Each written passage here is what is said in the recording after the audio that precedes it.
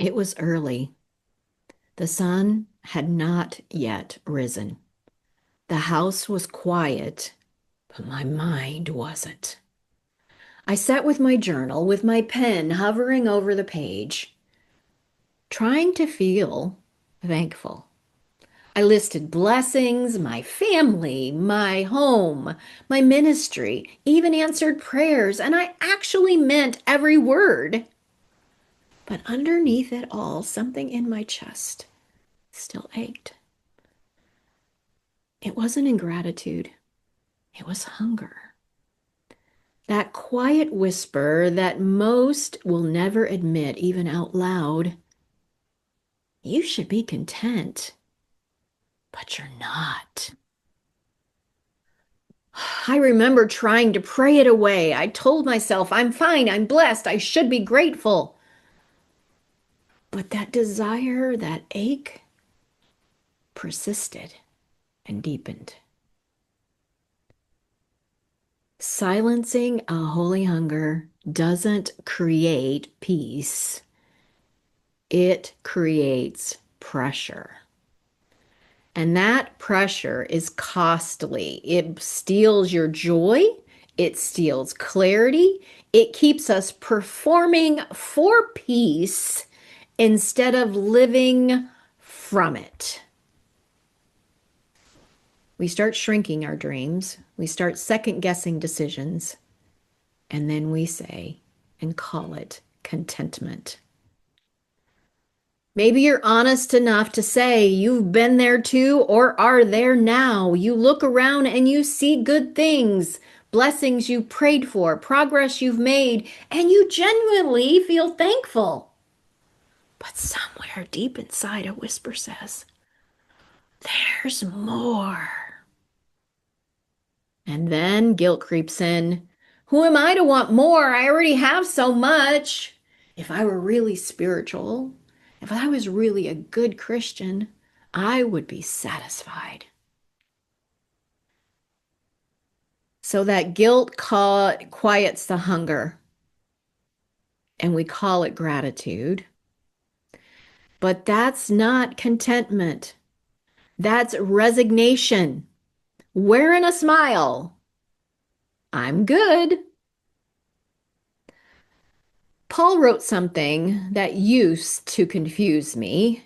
In Philippians 4, he said, I have learned to be content, whatever the circumstances, and I can do all things through Christ who strengthens me. Now, wait a minute. Contentment and capable of all things? Satisfied and reaching? Here's what I have discovered. Biblical contentment isn't settling. It's trust. It's saying, I'm grateful for where I am and expectant for where God is taking me. It's joy in the middle, not just at the destination. I have lived in two kinds of middle seasons. The first is the waiting. Its dreams are still whispering. The vision's clear, but how to get there? The path is hidden. Nothing visible is happening. It's the waiting. But everything invisible was happening. I had to learn gratitude for what seemed small. The preparation, the quiet, the unseen work God was doing in me. And that gratitude opened my eyes to see his hand when no one else could. The second type is the manifesting middle, the in progress. Doors are opening, opportunities are multiplied, and yet new challenges come with them. Some dreams were blooming, others were still just seeds, and I realized I could celebrate what is while still reaching for what's next. Gratitude for progress didn't mean stopping the dream.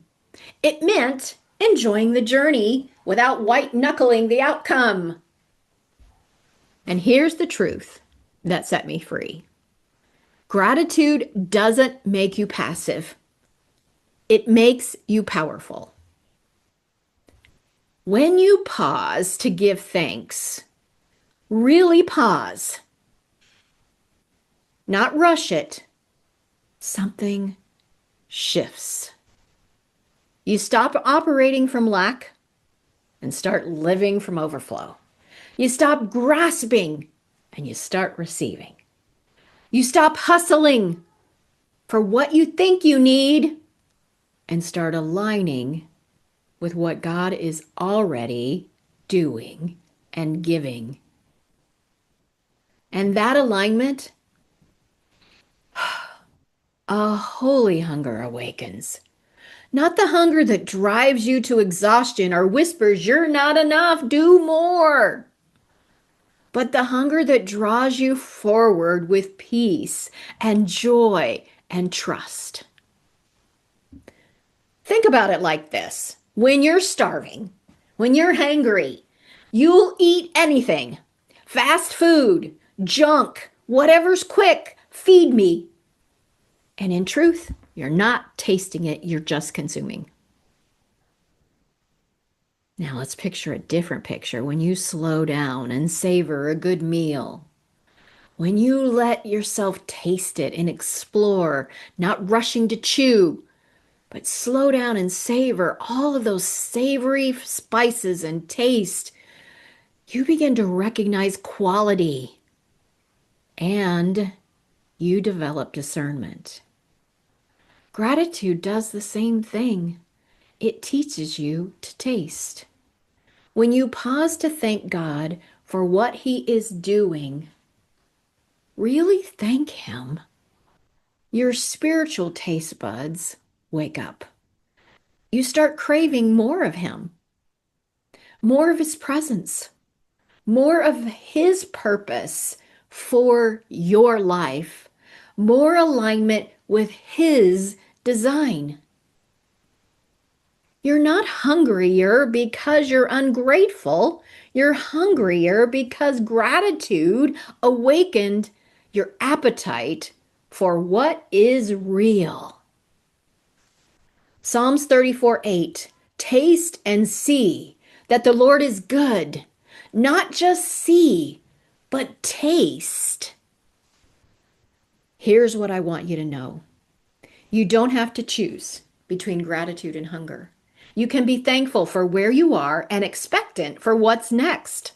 Celebrate progress and keep dreaming. Be content in God's faithfulness and hungry for all of His promises to be fulfilled and manifested in your life. Because after all, that's what faith is.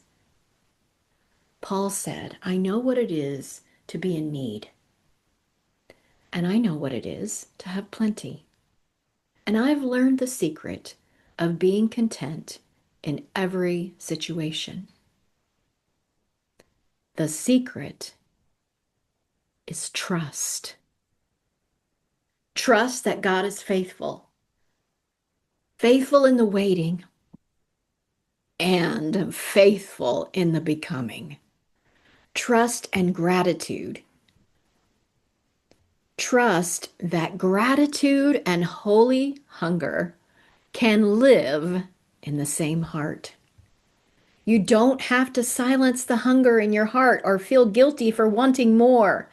The ache isn't a problem to hide. It's an invitation for alignment.